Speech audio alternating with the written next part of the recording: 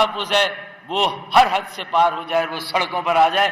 سڑکوں پر آنے کا وقت آ گیا ہے، احتجاجی تحریک کے کال دینے کا وقت آ گیا ہے، اور ایم کیو ایم پاکستان اس کے لیے عوام سے رابطے میں ہے، عوام کو تیار کر رہی ہے، کمر بستہ کر رہی ہے۔ پھر وفاق بعد میں مداخلت نہ کریں، بعد میں ہمیں نہ روکیں، کراچی کے عوام کو بعد میں نہ روکیں۔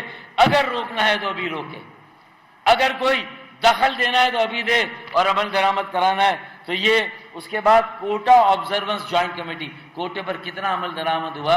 اب تک ون وے ٹریفک چل رہا ہے، فیک ڈومیسائل کہ میٹرک اور جو پیدائش ہے وہ ہمارے اندرون سندھ میں بھائیوں کی، بہنوں کی، بیٹے بیٹیوں کی، لیکن ڈومیسائل کراچی کا، حیدرآباد کا، وہ بھی ہمارے کوٹے پر نوکریاں فیک ڈومیسائل پر۔ اس کی کمیٹی نہیں بنی۔ پھر ریکروٹمنٹ بی ایس 1 سے 15، ہمیں بتایا جائے کہ بی ایس 1 سے 15 تک کتنی نوکریاں کراچی، حیدرآباد، سکر، میرپور خاص، نواب شاہ کے شہریوں کو ان کے ڈومیسائل پر جو صوبائی محکمے ہیں وہاں پر دی گئی۔ اس کے بعد لوکل پولیسنگ، کمیونٹی پولیسنگ آپ نے ایگری کیا ہے، تو یہ کہاں ہے کمیونٹی پولیسنگ؟ لوکل پولیسنگ کا ہے۔ پھر آپ نے فالس اینڈ فیبریکیٹڈ کیسز کو ختم کرنے کا کہا، لوگ تو خود چھوٹ رہے ہیں، عدالتیں چھوڑ رہی ہیں۔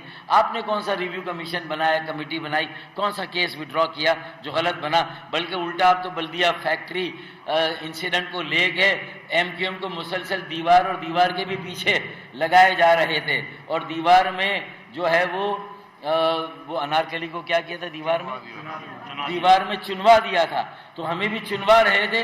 وہ تو اللہ کا کرم ہوا کہ سپریم کورٹ کا فیصلہ ہمارے ریسکیو پر آ گیا، اس نے ہماری عزت اور وقار کو بحال کیا۔